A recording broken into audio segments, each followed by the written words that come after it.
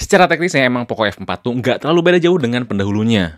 Jadi kalau kalian tuh emang pengguna Poco F3, nggak wajib banget ya ganti ke ponsel ini. Yang kita bisa notice secara kertas dan benar-benar baru adalah pengisian daya yang cepat, hadirnya OIS, layarnya Dolby Vision, dan sudah dibekelin dengan Android 12 di awal. Nggak kayak Poco F3 dulu waktu pertama diluncurin itu Android 11. Tapi apakah perbedaan itu bikin kameranya jadi bagus, MIUI minim bugs, apakah juga ya baterainya awet, atau ya sama aja kayak Poco F3? Yang mungkin kerasa beda banget tuh cuma sektor desain doang. Kayak di sini Fadil langsung aja kita bahas.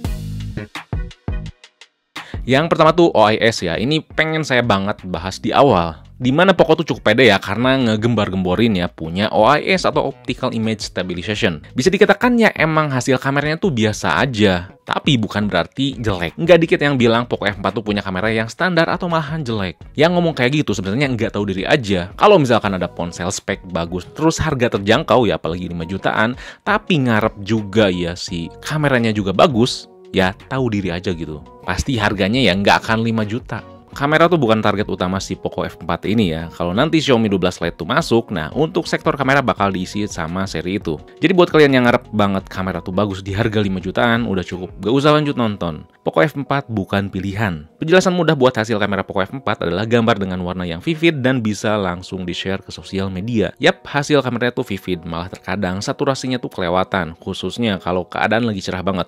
Cuman ya emang gak sering. Terkadang juga ada bagian gelap yang lebih terlihat gelap dibandingkan seharusnya. Hal ini ya efek dari sifat kameranya yang ningkatin saturasi dan kontras. Jadi bisa dikatakan hasil kameranya tuh bukan buat kalian yang suka hasil natural. Kalau ambil objek manusia walaupun AI dimandikan, muka tuh kelihatan banget mulus ya. Padahal situasinya tuh cukup cahaya. Dan kalau mode portrait agak kasar ya nyeleksi antara objek di depan dan backgroundnya. Tapi nggak buat jadi jelek. Kalau ultrawide-nya tentunya standar banget ya, dan kita nggak perlu pakai lensa makro, karena lensa utamanya juga udah cukup kok yang ngambil objek yang lumayan dekat. Overall kalau cukup cahaya, komposisi antara detail, warna, kontras, dan aspek lainnya tuh udah sesuai dengan ponsel dengan kategori harganya murah tapi spek oke. Kalau malam hari cukup standar aja, nggak wah-wah banget. Antara mode auto dan mode malam tuh nggak kerasa beda jauh. Selain cahayanya kelihatan ningkat dikit, dan OIS tuh di sini nggak bisa bantu lebih ya, karena nggak jarang gambar yang diambil tuh kurang fokus. Kalau pengen lebih maksimal atau lebih pro banget gitu, kalian bisa pakai mode pro-nya karena lumayan lengkap ya, mulai dari ISO, shutter speed, EV, dan lainnya tuh bisa diatur. Dan kalau selfie-nya ya saya suka karena dapat mengambil muka dengan kerutannya tuh cukup kelihatan, nggak kayak kamera belakangnya yang ngambil wajah tuh kelihatan dimulusin. Tapi tentunya warna kulit di sini masih kelihatan agak dicerahin, dan kalau malam hari si layar bisa jadi cerah ya sebagai flashlight. Nah, si kerja OIS tuh lebih kerasa di videonya. Di sini 4K cukup stabil, khususnya 30 fps. 60 fps-nya tuh nggak skip banget. Videonya tuh lebih kerasa solid dibandingkan hasil fotonya ya. Komposisi antara detail, kontras, fokus, dan aspek lainnya tuh lebih terasa pas. Pindah dari objek satu ke objek lainnya pun lumayan cepet ya. Sayangnya nih, kamera depan masih mentok di 1080p aja. Dan hasilnya konsisten dengan hasil fotonya. Detail muka tuh tetap dapat dengan warna kulit yang dipercerah. Di sini juga muka kita lebih kerasa ngezoom agar pengambilan video tuh lebih kerasa stabil. Jadi walau kamera tuh bukan keunggulan, punya OIS dan lebih baru ya lensanya dibandingkan Poco F3, kalian nggak perlu takut jelek banget gitu. Ini tuh udah solid. Kerasa banget agak ke crop ya si videonya.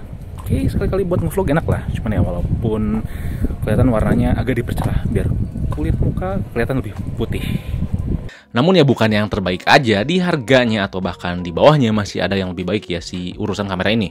Kameranya tuh punya hasil dan komposisi yang udah wajar sih, udah sesuai harga dan target pasarnya. Sekali lagi kalau misalkan kalian tuh protes ya ngarep lebih tapi harganya tuh sama, yaitu kalian yang kurang ajar.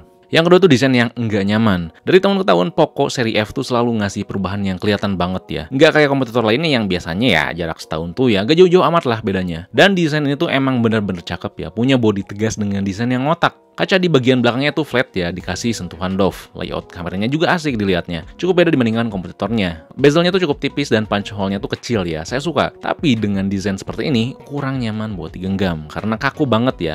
Iya emang di frame plastiknya tuh dikasih pinggiran yang enggak terlalu menyiku ya, tapi enggak bikin gripnya tuh nyaman. Bisa dikatakan lebih nyaman di Poco F3. Walaupun seperti itu, tetap ya kerasa solid sih. Dan bikin tenang juga karena punya rating ketahanan air dan debu IP53. Feel-nya juga kerasa lebih premium ya, karena punya punya sistem feedback X-axis linear. Getarannya itu bisa di-custom dan cukup halus. Yang agak kerasa murahan adalah di frame-nya yang plastik dan di tombolnya yang enggak kerasa solid.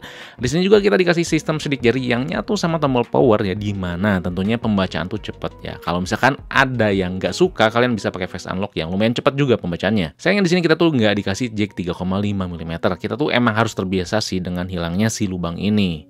Nah, yang selanjutnya tuh layar yang bukan ngomong doang. Di sektor layar yang bikin spesifikasinya kelihatan beda adalah Dolby Vision ya, sebuah teknologi di mana meningkatkan kecerahan warna dan kontras lebih baik. Yang biasanya kalau misalkan ada ponsel di luar sana yang punya spesifikasi tertentu di layar, misalkan HDR, tapi nggak bisa muter konten HDR. Cuman ngomong doang gitu, apalagi yang ponselnya tuh nargetin ke performa.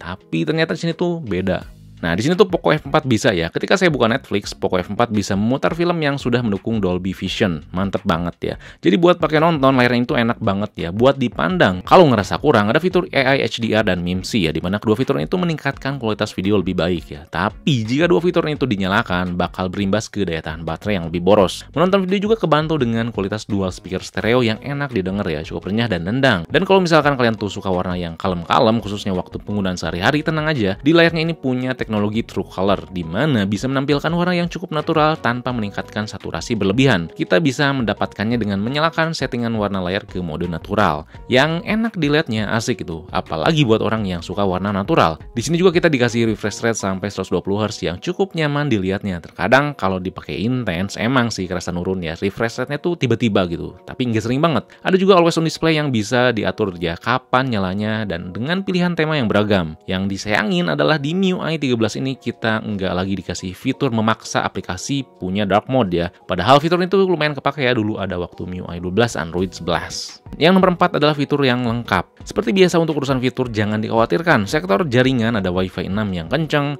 band 5G yang nge-cover provider Indonesia saat ini tuh udah ada, dan di backup dengan teknologi 4x4 MIMO untuk memperkuat kualitas sinyal. Nggak lupa ada Bluetooth 5.2 yang irit daya dan nggak lupa NFC serta Ear Blaster. Sektor softwarenya kita dikasih dual apps ya, yang nggak cuma nge-clone sosmed aja, bisa ngekunci aplikasi, dikasih pilihan nge-custom berbagai perintah gestur di layar atau tombol power, ada sidebar, second space buat jendela kedua yang misahin workspace, cleaner bawaan, dan berbagai customisasi di MIUI yang nggak usah dipertanyakan lah, kayak ngubah tema, icon, font, itu tuh banyak banget beragam pilihannya. Nggak lupa, fitur gimmick kayak RAM expansion sama beauty call yang sayangnya tuh cuman support WeChat aja, yang Indonesia tuh udah jarang banget yang pakai. Nah, dengan fitur dan spesifikasi yang ada tuh saya nggak ngerasain hal yang ganggu. Setiap fitur dan elemen UI tuh kerasanya smooth banget ya, kayak halnya di status bar. Nggak dikit ya, ponsel Xiaomi yang nampilin control center di atas yang baru ini, kalau ditarik tuh malah nge-lag. Nah, di sini enggak. Si control center yang barunya juga nyimpen elemennya tuh lumayan rapi ya dibandingkan versi MIUI sebelumnya. Saya juga nggak perlu repot-repot buat setting notifikasi ya, karena dulu di MIUI itu harus serba setting notifikasi biar si notif tuh muncul. Jadi walaupun punya spek kencang, terus tuh Poco tuh yang ngegembar-gemborin pemakaian intensnya tuh gimana,